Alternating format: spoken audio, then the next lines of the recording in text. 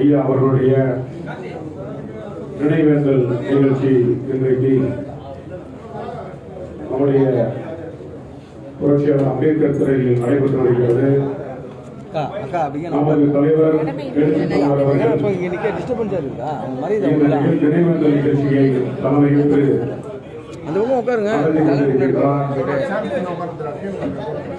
ஐயா அரண்செல்வம் என்கிற தர்மலிங்கம் அவர்களுடைய திருவுருவ படத்தை திறந்து வைத்து அவருக்கு வீர வணக்கம் செலுத்திய பேராசிரியர் கல்விமணி அவர்களே, கட்சியின் பொதுச் செயலாளர், வருகின்ற நாடாளுமன்றத்தில் உறுப்பினராக இருக்கக்கூடிய நம்முடைய பொதுச் செயலாளர் ரவிக்குமார் அவர்களே, மற்றும் இங்கே வருகின்ற அத்தனை பேருக்கும் என்னுடைய பணிவார்ந்த வணக்கத்தை தெரிவித்துக் கொள்கின்றேன். நம்முடைய அரசியல் தலைமை செயலாளர் அரண்செல்வம் அவர்கள் நம்முடைய கட்சியில் இணைந்து நமது தலைவர் எழுச்சி தமிழர் அவருடைய வழிகாட்டுதல்படி அவரால் இயன்ற பணிகளை செய்து வருகிறார்.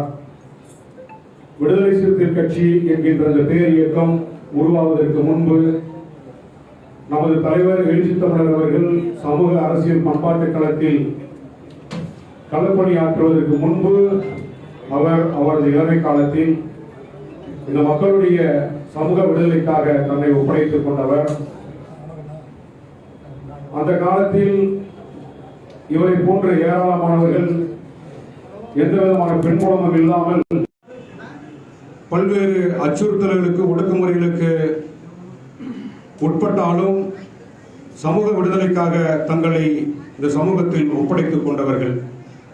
அந்த வரிசையில் தான் நம்முடைய ஐயா அரண்செல்வம் அவர்கள் இந்த இயக்கத்தில் இணைந்த பிறகு கட்சியில் மிகவும் உயரிய பொறுப்பான அரசியல் தலைமை செயலாளர் என்கின்ற பொறுப்பை தலைவர் அவர்கள் கொடுத்தார். ஏனென்றால் தலைவர் அவர்கள் எப்போதும் போராளிகளுக்கு முன்னுரிமை கொடுத்து அவர்களுக்கு பெருமை சேர்த்து வருவதுதான் கடந்த கால நடைமுறை. அந்த அடிப்படையில் தான் கட்சிக்குள் அவர்கள் வந்த பிறகு எத்தகைய பணிகளை செய்தாலும் செய்யாவிட்டாலும் கடந்த காலத்தில் அவர்கள் இந்த சமூக அரசியல் பண்பாட்டு களத்தில் எந்த அளவிற்கு எந்த விதமான பின்புலமும் இல்லாமல், விடுதலை சிறுத்தைகள் போன்ற பேரியக்கம் இல்லாமல் தனித்தனி குழுக்களாக இருந்து இந்த சமூகத்திற்கு தங்களை ஒப்படைத்து காவல்துறை போன்ற மிகப்பெரிய அதாவது காவல்துறை அச்சுறுத்தல்களுக்கெல்லாம் எதிர்த்து களமாடியவர்கள் என்கின்ற காரணத்தினால் அவரை போன்றவர்களுக்கு இந்த கட்சியில் இடமளித்து முன்னுரிமை கொடுத்து அவரை தலைவர் அவர்கள் பெருமை சேர்த்திருக்கின்றார். அவர் இந்த கட்சியில் இணைந்த பிறகு நான் உட்பட பலர் அவரை அப்பா என்றுதான் அழைப்போம். வயது முதிர்ந்தாலும் உடல் நோய்வாய்ப்பட்டாலும் புதுக்கோட்டையிலிருந்து சென்னைக்கு அடிக்கடி வருகை தந்து கட்சி எடுக்கின்ற அத்தனை நிகழ்ச்சிகளிலும் பங்கெடுத்துக் கொள்வார். சென்னைக்கு வரும்போதெல்லாம் சட்டமன்ற விடுதியில் அவர் தங்கி குளித்துவிட்டு கட்சி அலுவலகத்திற்கு வருவது அவருடைய வழக்கம். ஒரே ஒரு நிகழ்வை சொல்லி நிறைவு செய்ய விரும்புகின்றேன். அவர் சட்டமன்ற விடுதியில தங்க வருகின்ற பொழுது நோய்வாய்ப்பட்டு மிகவும் உடல்நலம் குன்றிவிட்டார். சட்டமன்ற விடுதியிலே அவரை தங்க வைத்து அவரை கவனித்துக் கொள்ளக்கூடிய ஒரு வாய்ப்பு கிடைத்தது. மிகவும் உடல் நலம் குன்றி மலம் கழித்து விடுவார். அங்கே சட்டமன்ற விடுதியில் நானும் திருமாறன் இருவரும் சேர்ந்து அவரை சுத்தப்படுத்தி மருத்துவமனைக்கெல்லாம் அழைத்து சென்றிருக்கின்றோம். ஏன் இது சொல்கின்றேன் என்றால், உடல்நலம் பாதிக்கப்பட்ட நிலையில் கூட கட்சி நிகழ்ச்சிகளை கலந்து கொள்ள வேண்டும் என்று புதுக்கோட்டையிலிருந்து சென்னைக்கு வந்து கலந்து கொள்ளக்கூடிய அந்த வேட்கை என்பது அவரிடம் தனியாமல் இருந்தது. அதற்காக அவருக்கு நாம் இன்றைக்கு ஒரு சாதி ஒழிப்பு போராளியாக, சமத்துவ போராளியாக, அரசியல் களத்தில் அவர் ஆற்றிய பணிகளுக்காக இன்றைக்கு நமது தலைவர் எழுச்சி தமிழர்களுடைய தலைமையில் அவருக்கு வீர வணக்கம் செலுத்துகின்றோம். உங்களோடு சேர்ந்து நானும் அவருக்கு என்னுடைய நெஞ்சார்ந்த வீர வணக்கத்தை செலுத்தி இந்த வாய்ப்புக்கு நன்றி கூறி நிறைவு செய்கின்றேன். நன்றி, வணக்கம். ஐயா தர்மலிங்க ஐயா யாருன்னு தெரியாது. ஆனால் அவர் இருக்கிறதுலே ரொம்ப சீனியரானவர், நம்ம கட்சிக்கு வந்தவர். குறிப்பாக நான் தலைமறைவு வாழ்க்கையை தொடங்குவதற்கு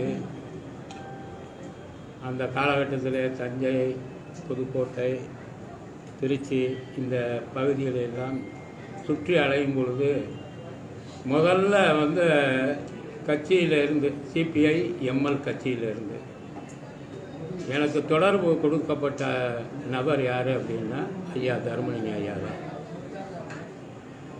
ஏன் அப்படின்னு சொன்னால் 77 காலகட்டத்தில் 77, 78 காலகட்டத்தில் எம்எல் பார்ட்டி, இந்திய கம்யூனிஸ்ட் கட்சி, மார்க்சிஸ்ட் லெனினிஸ்ட், அவங்களுக்குள்ள ஒரு பெரிய விவாதங்கள் நடந்து எந்த வழியில் போகிறது அப்படின்றதுக்கான ஒரு விவாதம் நடந்தது.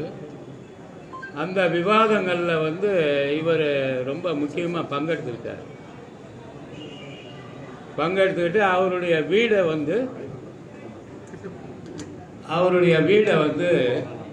அவங்க விவாதிக்கிறதுக்கு பயன்படுத்திக்கிறதுக்கு அவர் அனுமதித்தார்.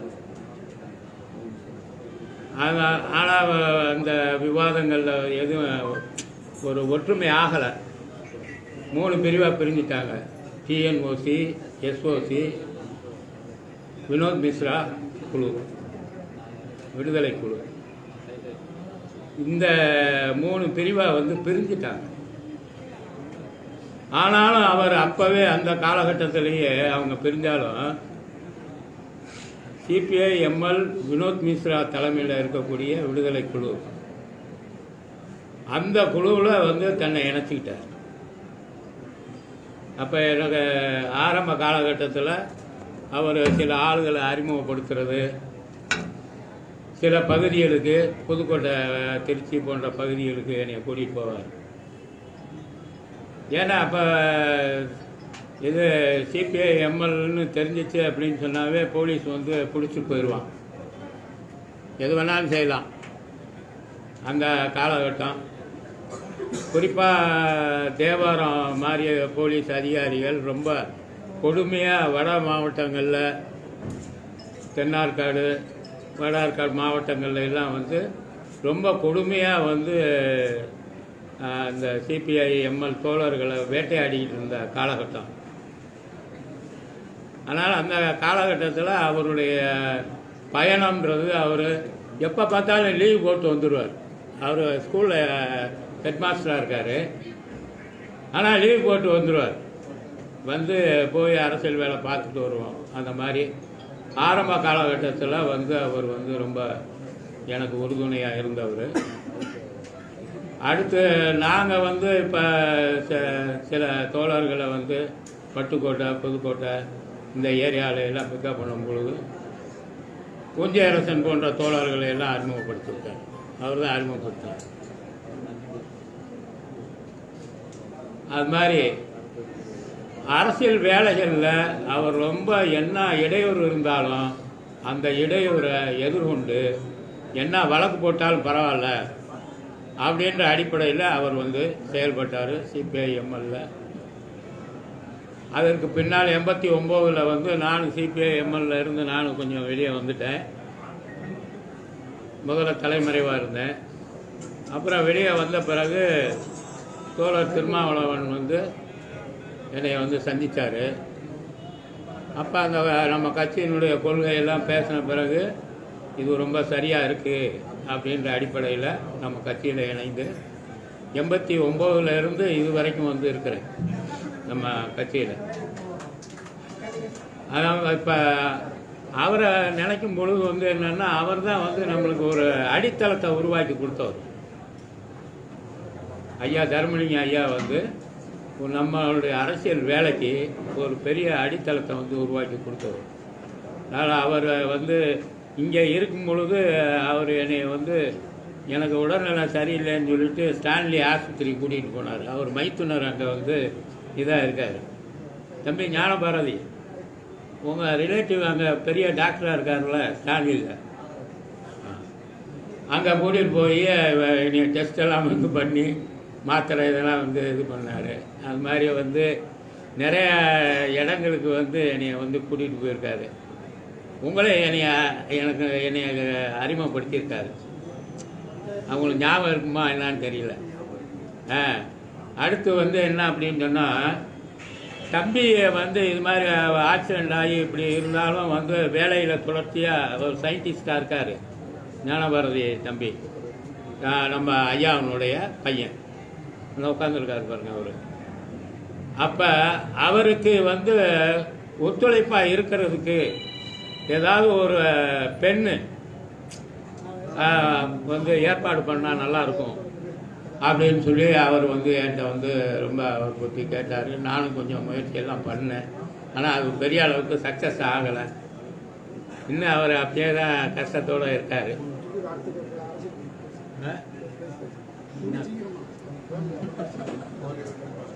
அவர் குடும்பமும் தெரியணும் இல்லையா? நீ பேசணுமா? அதனால் ஐயா தர்மலிங்க ஐயா நம்மளுக்கு அரசியல் ரீதியாக ஒரு பெரிய முன்னோடி. நான் முதல்ல கட்சிக்கு மெம்பர்ஷிப்புன்னு இது பண்ணும் பொழுது அரசியல் குழுவில் தான் தலைவர் என்னை பேர போட்டார். அதுக்கடுத்து ஒழுங்கு நடவடிக்கை குழு தான் அதுக்கடுத்து இது பண்ணார். ஐயாவுக்கும் அதே மாதிரி தான் போட்டார். தர்மலிங்க ஐயாவுக்கும் முதல்ல அரசியல் குழு தலைமைன்னு போட்டார். அதுக்கடுத்து ஒழுங்கு நடவடிக்கை குழு தலைமைன்ற போட்டார். அவர் இருக்கிற காலகட்டம் வரைக்கும் சின்சியராகவும் நேர்மையாகவும் கட்சிக்கு விசுவாசமாகவும் மக்களுக்கு விசுவாசமாகவும் அவர் செயல்பட்டதை நினச்சி நாமளும் தொடர்ச்சியாக அவருடைய பாதையில் தொடர்ச்சியாக பயணத்தை மேற்கொள்வோம் என்று கேட்டுக்கிட்டு இந்த வாய்ப்பை கொடுத்த தலைவருக்கும் உங்கள் அனைவருக்கும் எனது நன்றியை தெரிவித்துக் கொள்கிறேன். தலைமையேற்று சிறப்புரையாற்ற இருக்கின்ற தலைவர் எழுச்சி தமிழ் அவர்கள், இந்த படத்தை திறந்து வைத்து சிறப்பித்திருக்கின்ற பேராசிரியர் கல்விமணி அவர்கள், இங்கே வருகை சிறப்பித்திருக்கின்ற தோழர் தர்மலிங்கம் அவர்களுடைய குடும்பத்தார், ஞானபாரதி உள்ளிட்ட அனைவருக்கும், எனக்கு முன்னாலே நினைவேந்தல் உரையாற்றி அமைந்திருக்கின்ற தோழர் தேவராஜ் அவர்களுக்கும், இங்கே கூடியிருக்கின்ற தோழர்களுக்கும் என்னுடைய வணக்கம். தோழர் தர்மலிங்கம் அவர்களுடைய இந்த பணி என்பது அந்த தமிழ்நாட்டுடைய ஒரு அரசியல் வரலாற்றோடு சேர்த்து பார்க்க வேண்டிய ஒன்று. 1969 கீழ்வெண்மணி படுகொலை நடந்ததற்கு பிறகு தஞ்சை புதுக்கோட்டை பகுதிகளில் விவசாய தொழிலாளர்கள் மத்தியில் ஒரு எழுச்சி ஏற்பட்டது. அதற்கு ஒருபுறம் அங்கீகரிக்கப்பட்ட கம்யூனிஸ்ட் கட்சிகள், சிபிஐ, சிபிஎம் போன்ற கட்சிகள் அவர்களுக்கு ஒரு அமைப்பு வடிவம் கொடுத்து அந்த பகுதியில் செயல்பட்டாலும், இன்னொரு பக்கம் 70களில் உருவான மார்க்சிய லெனினிய இயக்கங்கள் அவர்கள் இந்த கம்யூனிஸ்ட் கட்சிகளுக்கு அப்பால் மக்களை திரட்டினார்கள். அப்படி அந்த பகுதியில் பணியாற்றிய ஒரு கட்சி சிபிஐஎம்மால் லிபரேஷன் என்று பின்னால் அறியப்பட்ட இயக்கமாகும். அந்த கட்சி தான் அதற்கு முன்பு முதல்ல தஞ்சை, புதுக்கோட்டை பகுதிகளில் போய் பணியாற்றினார்கள். மக்களை, குறிப்பாக விவசாய தொழிலாளர்களை அவர்கள் அணிதிரட்டினார்கள். அந்த சமயத்தில் அந்த இயக்கத்தினுடைய கொள்கைகளால் ஈர்க்கப்பட்டவர்கள் பெரும்பகுதி ஆசிரியர் பணியாற்றியவர்கள். நம்முடைய தோழர் தர்மலிங்கம் அவர்களும் அப்படித்தான் அந்த அரசியலில் ஈர்க்கப்பட்டார். அந்த பகுதியில் கடுமையான அடக்குமுறை இருந்தது. சமூக ரீதியாக அங்கே இருக்கின்ற ஆதிதிராவிட மக்கள் கடுமையான அடக்குமுறைக்கு, சாதிய ரீதியான அடக்குமுறைக்கு ஆளாக்கப்பட்டார்கள். கூடவே நிலப்பிரபுத்துவ அந்த அடக்குமுறை என்பது பெரிய நிலவுடைமையாளர்களால் மட்டுமல்ல, அந்த பகுதியில் செல்வாக்கோடு இருந்த மடங்கள், ஆதீனங்கள், அவர்களும் அதோடு சேர்ந்து கொண்டார்கள். இப்போ ஒரு கூலி உயர்வு போராட்டம் என்று சொன்னால் அங்கே தனியான நிலவுடைமையாளர்களை எதிர்த்து நடக்கிற போராட்டமாக மட்டும் இல்லாமல் அந்த பகுதியில் இருக்கின்ற மடங்கள், அவர்களுக்குத்தான் நூற்றுக்கணக்கான அந்த பகுதியில் அது குறிப்பாக மணலூர் இந்த பகுதியில் ஒர்க் பண்ணாங்க. அவங்க 84ல் இது மாதிரியான ஒரு கூலி உயர் போராட்டம் தான், 10 ரூபாயாக கூலியை உயர்த்த வேண்டும் என்ற போராட்டம். அதில் 84ஆம் ஆண்டு செப்டம்பர் மாதத்தில் அந்த சந்திரகுமார், சந்திரசேகர் என்ற இருவரும் படுகொலை செய்யப்பட்டார்கள். அது இன்னும் அடுத்த கட்டமாக அந்த பகுதியில் ஒரு எழுச்சியை, ஒரு போர்க்குணத்தை உருவாக்கியது. அந்த நேரத்திலலாம் நாங்கள்லாம் மாணவர்களாக இருந்த நேரம், அண்ணாமலை பல்கலைக்கழகத்தில் படித்து கொண்டிருந்த சமயம். அந்த சமயத்தில் தான் எங்களுக்கும் இந்த அரசியல் அறிமுகமானது. அப்பொழுது நான் பேராசிரியர் கல்யாணி அப்பொழுது விழுப்புரத்தில் பணியாற்றி கொண்டிருந்தார். நாங்கள் மாணவர் அமைப்புகளிலே நாங்கள் அப்பொழுது ஒருங்கிணைத்து பணியாற்ற தொடங்கியிருந்த 81 வாக்கில்.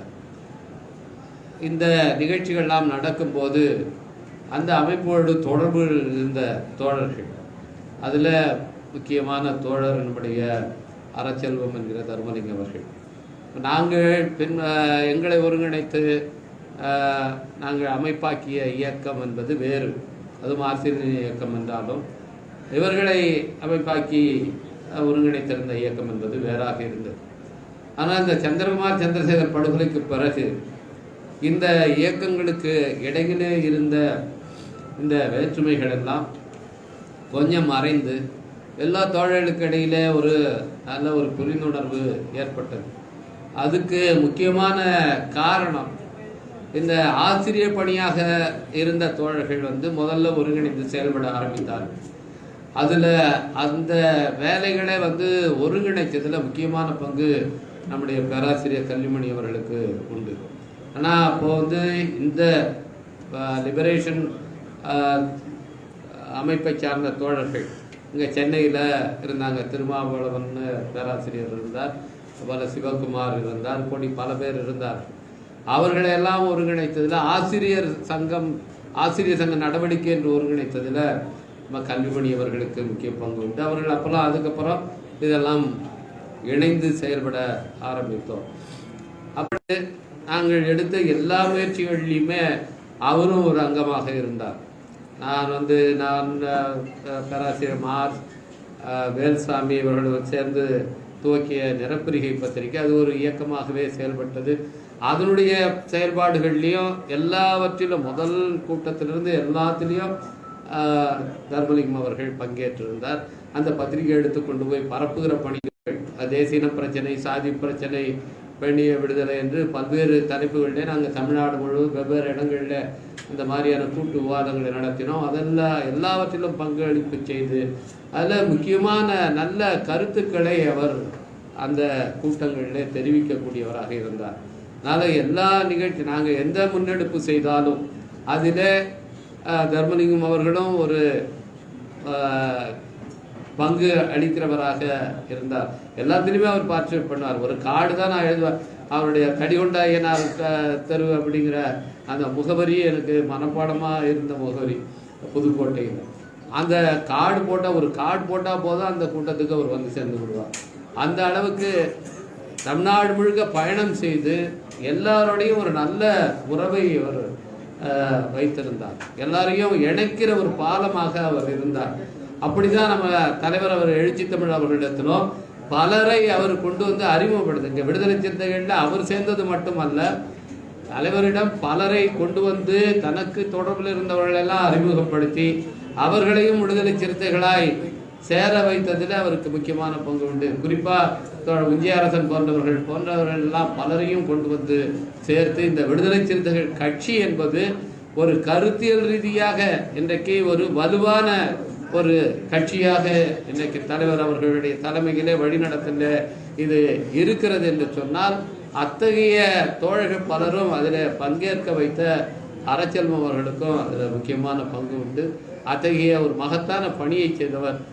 முதல்ல நிலோடம் எதிர்ப்பு போராட்டம், அதற்கு பிறகு கல்வி பிரச்சனை, மனித உரிமை இயக்க செயல்பாடுகள், அதுபோல கருத்தியல் ரீதியான செயல்பாடுகள், அதற்கு பிறகு தலித்து விடுதலை என்கிற செயல்பாடுகள், இப்படி தொடர்ச்சியாக எப்பொழுதுமே களப்பணிகளே தன்னை ஈடுபடுத்தி கொண்டிருந்தவர் தோழர் அறச்செல்வம் அவர்கள்.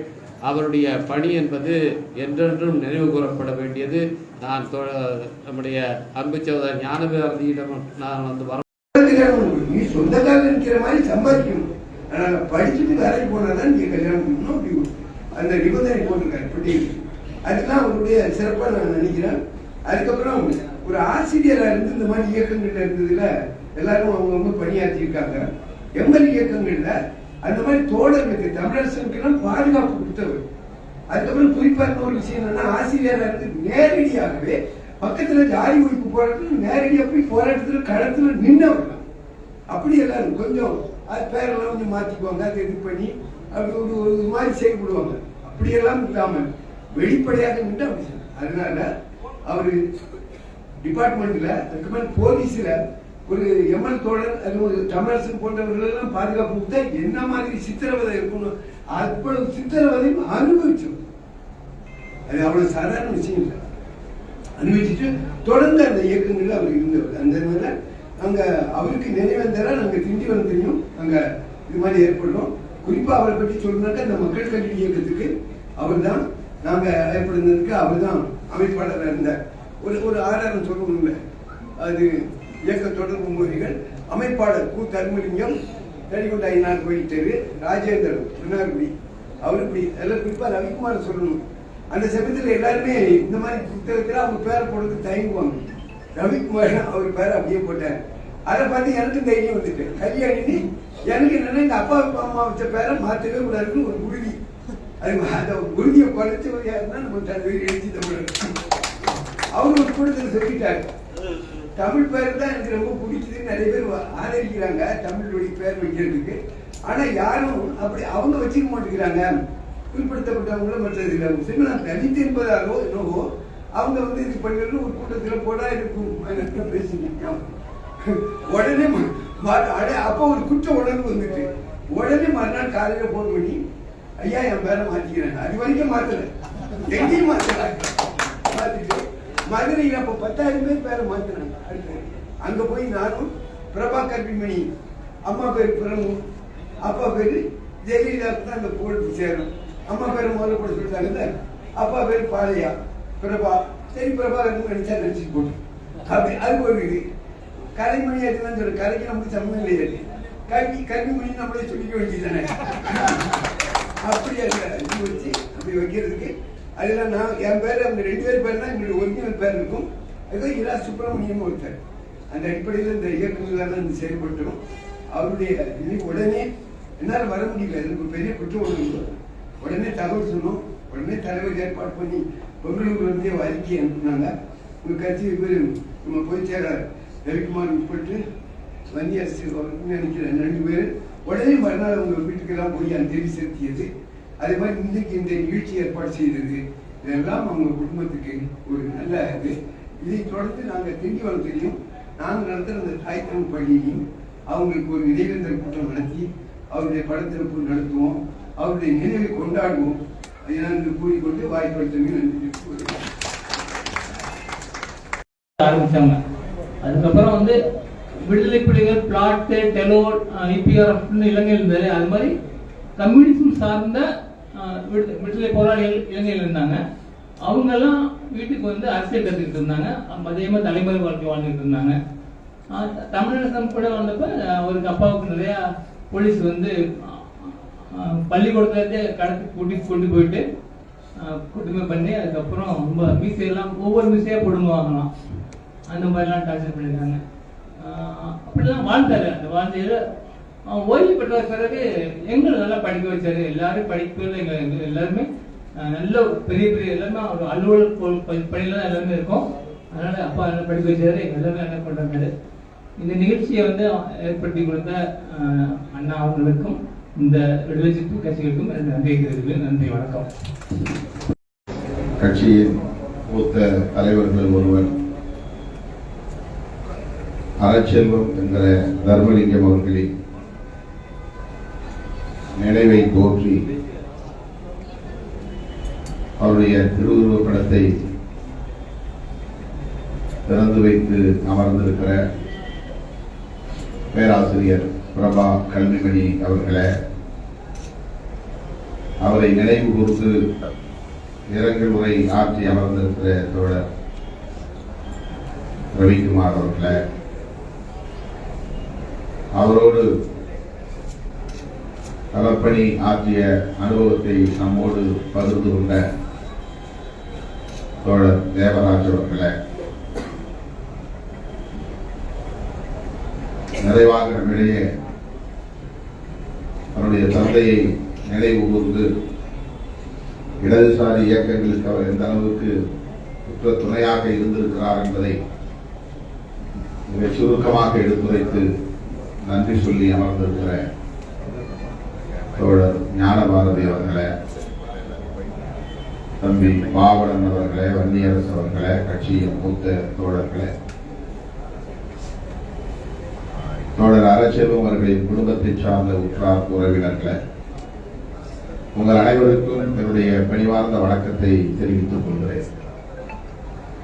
10 மணிக்கே இந்த நிகழ்ச்சியை நாம் தொடங்கி இருக்க வேண்டும். வழக்கம் போல வேளச்சேரியில் வந்து ஏராளமான தோழர்கள் என்னை சூழ்ந்து கொண்டார்கள். அவர்களிடமிருந்து நான் விடுபட்டு வருவதற்கு அங்கேயே 11 மணி ஆகிவிட்டது. வெளியிலே திருமண நிகழ்ச்சி ஒன்றும் இருந்தது. அந்த நிகழ்ச்சியிலும் பங்கேற்று மக்களை வாழ்த்திவிட்டு வந்து சேர காலத்தாழ்வு நேர்ந்து விட்டது. இதற்கிடையிலே இன்னொரு நிகழ்வு, தவிர்க்க முடியாத நிகழ்வு. 1 மணிக்கு நான் ஆழ்வார்பேட்டை செல்ல வேண்டும். முக்கியமான ஒரு சந்திப்பு. ஆகவே இந்த இடைப்பட்ட நேரத்தில் நாம் அவரை நினைவு கூர்ந்து நம்முடைய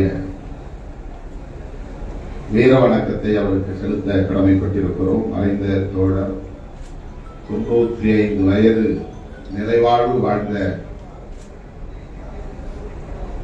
நமது கட்சியின் மூத்த தலைவர் அறச்செல்வம் என்கிற தர்மலிங்கம் அவர்களுக்கு லட்சக்கணக்கான விடுதலை சிறுத்தைகளின் சார்பில் எமது செம்மாந்த வீர வணக்கத்தை செலுத்துகிறோம். நான் பெங்களூரில் இருந்தபோது இந்த தகவல் கிடைத்தது. மிகுந்த அதிர்ச்சி அடைந்தேன். அவர் ஒவ்வொரு முறையும் சொல்லுவார், நான் 100 வயது வரையில் வாழ்வேன் என்று மிகுந்த நம்பிக்கையோடு சொல்லுவார். அப்படித்தான் அவர் இருந்தார். ஆகவே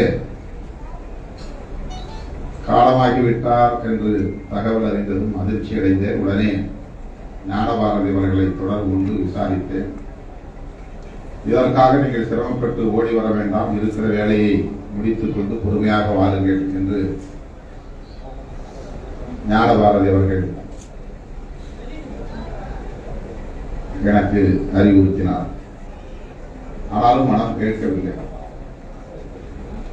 மறுபடியும் அவரை நான் உடலை உடனே அடக்கம் செய்ய போகிறீர்களா என்று கேட்டேன். ஆமாம், இன்று 1 மணிக்கே நாங்கள் அடக்கம் செய்ய போகிறோம். எங்கே, ஊருக்கு கொண்டு போகிறீர்களா, சென்னையிலா என்று கேட்டேன். சென்னையில் தான். மறுபடியும் சொன்னால், நீங்கள் அலைய வேண்டாம், பொறுமையாக வாருங்கள். ஆகவே அன்றைக்கு நேரிலே வந்து அவருடைய திருவுடலுக்கு அஞ்சலி செலுத்த இயலவில்லை. தோழர் ரவிக்குமார் அவர்களை போக சொல்லலாம் என்று எண்ணி நான் தொலைபேசியில் தொடர்பு கொண்ட போது அவர் எடுத்தெடுப்பிலேயே நான் இது போல தகவல் கிடைத்தது, பாதி வழி போய்கொண்டிருக்கிறேன், சென்னைக்கு நானும் மத்திய அவர்களும் நேரடியாக அங்கே செல்ல இருக்கிறோம் என்று சொன்னது எனக்கு ஆறுதலாக இருந்தது. அதன் பின்னர் சென்னைக்கு வந்த பிறகு அவருடைய இல்லத்திற்கு சென்று ஞானபாரதி அவர்களையும் அவருடைய குடும்பத்தினரையும் சந்தித்து ஆறுதல் சொல்ல வேண்டும் என்று நான் விரும்பினேன். அன்றைக்கு ஒரு நேர்வாக 8ஆம் நாள் துக்கம் படைக்கிற நிகழ்வாக இருந்துவிட்டது. அதனால் குடும்பத்தை சார்ந்த அனைவரும் அன்றைக்கு வீட்டிலே இருந்தார்கள், ஞானபாரதியின் வீட்டிலே. அவ எல்லோரையும் ஒரே நேரத்தில் சந்திக்கிற ஒரு சூழல் அமைந்தது. இந்த நிகழ்ச்சியை இன்னும் விரிவாக பெரிதாக நாம் நடத்த வேண்டும். நாம் நேற்றுதான் நள்ளிரவு 3 மணிக்கு மேல் ஆந்திராவில் இருந்து சென்னைக்கு வந்து சேர்ந்தேன். 3:30 மணிக்கு படுத்து 6 மணிக்கு எழுந்து விட்டேன். மாலை விமானம் பிடித்து நான் மும்பைக்கு செல்ல வேண்டும். தேர்தல் முடிந்த நாளில் இருந்து ஒரு நாள் கூட ஓய்வில்லை, ஓடிக்கொண்டே இருக்கிற நிலையில் இந்த நிகழ்ச்சியை நடத்த முடியாமல் போய்விடும் என்ற ஒரு கவலையால் தான் எளிமையாக நடந்தாலும் கட்சி தலைமையகத்திலேயே இதை உடனே ஒருங்கிணைக்க வேண்டும் என்ற அடிப்படையில் இந்த நாளை நாம் தேர்வு செய்தோம். அதிலே படத்தை திறப்பதற்கு முழுமையான தகுதி படைத்தவர், அதற்கான அனைத்து தகுதிகளையும் பெற்றவர் நம்முடைய பேராசிரியர் பிரபா கல்விமணி அவர்கள். நம்முடைய மறைந்த தோழர் அறச்செல்வம் அவர்கள் தன்னுடைய பெயரை அறச்செல்வம் என்று மாற்றிக்கொண்டது நம்முடைய இயக்கத்திலே தமிழ் பெயர் ஏற்பு விழா நடத்தும் போதுதான். தர்மலிங்கம் என்பது, தர்மம் என்பது அறம் என்று நாம் அறிந்து வைத்திருக்கிறோம். தர்மலிங்கம் என்பதை நேரடியாக முழுமையாக மொழிபெயர்க்க முடியாது. ஆகவே அறம் என்பது வரக்கூடிய வகையில் அறச்செல்வம் என்று தன்னுடைய பெயரை அவர் மாற்றி வைத்துக் கொண்டார். 80 வயது இருக்கும் அப்போது அவருக்கு, அல்லது 75 வயது இருக்கும். என்னுடைய தந்தை வயதுதான். ஆக நான் எடுத்த முடிவுக்கு உடனே இசைந்து இயைந்து தன்னுடைய பெயரை தர்மலிங்கம் என்று நீண்ட காலமாக அழைக்கப்பட்டு வந்த பெயரை அறச்செல்வம் என்று மாற்றிக்கொண்டார் என்பது இந்த இடத்திலே நாம் பெருமையோடு சொல்ல கடமைப்பட்டிருக்கிறேன். அவருடைய பின்னணி என்ன என்பதை நீங்கள் எல்லாம் உணர்ந்து கொள்ள வேண்டும் என்பதற்காகத்தான் தோழர் ரவிக்குமார் அவர்களையும் பேராசிரியர் பிரபா கல்விமணி அவர்களையும் தோழர் தேவராஜ் அவர்களையும் நினைவு கூர்ந்து உரையாற்ற வேண்டும் என நான் கேட்டுக்கொண்டேன். அவர் ஒரு ஆசிரியர், கை நிறைய சம்பளம், தன் குடும்பம், தன் பெண்கள், தன் பிள்ளைகள் என்று அமைதியாக அவர் வாழ்ந்திருக்க முடியும். அல்லது சராசரி அரசியல் கட்சிகளிலே தன்னை இணைத்துக் கொண்டு தம் விருப்பம் போல் அவர் வாழ்ந்திருக்க முடியும். அப்படி இல்லாமல் ஒரு நெருக்கடியான அரசியலை ஏற்று எந்நேரமும் காவல்துறை நெருக்கடி கொடுக்கும், வேலைக்கு பாதிப்பு ஏற்படும், குடும்பத்திற்கு அது பாதிப்புகளை உருவாக்கும் என்றெல்லாம் இருந்த நிலையிலும் கூட இடதுசாரி அரசியல் இந்த மண்ணில் நிலைவர வேண்டும், அதுவும் தேர்தல் அரசியல் கூடாது, ஒரு புரட்சிகர அரசியல் வேண்டும் என்ற அந்த பார்வையோடு தன்னை இடதுசாரி இயக்கங்களோடு இணைத்துக் கொண்ட காரணத்தினால்தான் தோழர் தமிழரசன் போன்றவர்களுக்கு அவரால் துணையாக இருக்க முடிந்தது.